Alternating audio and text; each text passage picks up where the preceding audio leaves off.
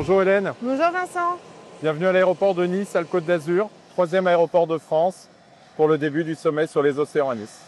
Alors, est-ce que le service de la protection est prêt à accueillir ces chefs d'État qui viennent du monde entier?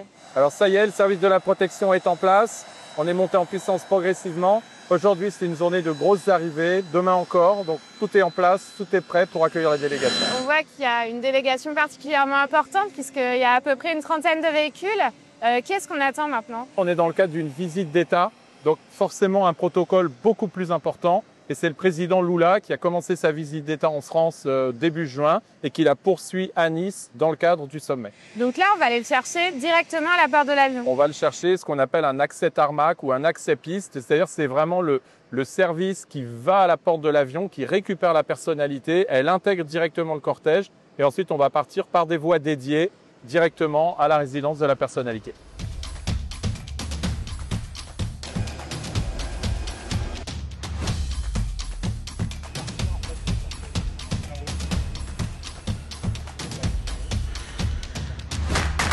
Donc là, on est dans le cortège du président Lula qui va être escorté jusqu'à son hôtel.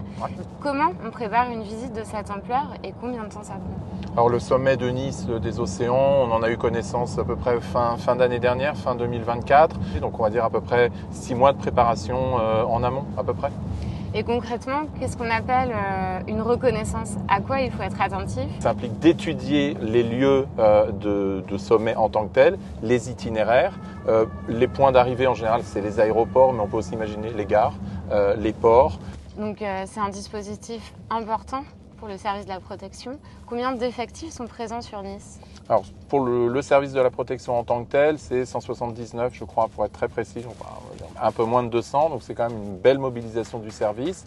S'y ajoute à ça des effectifs qui sont en marge de l'emploi du SDLP, je pense à la CRS 1, c'est une quarantaine de personnes, donc on arrive à peu près à 220 à peu près pour un engagement qui est le plus important de l'année 2025.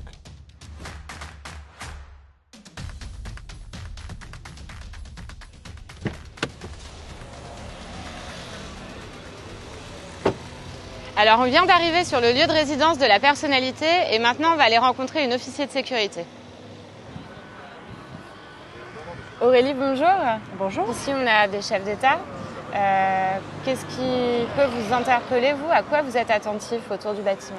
Alors nous sommes attentifs, comme tout policier, à des personnes qui pourraient nous paraître un petit peu suspectes.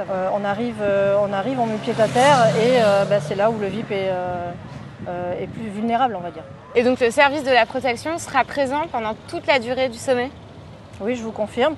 Nous sommes présents jusqu'au 13, jusqu'à la clôture du sommet. Et nous accompagnerons les VIP jusqu'à leur départ du territoire.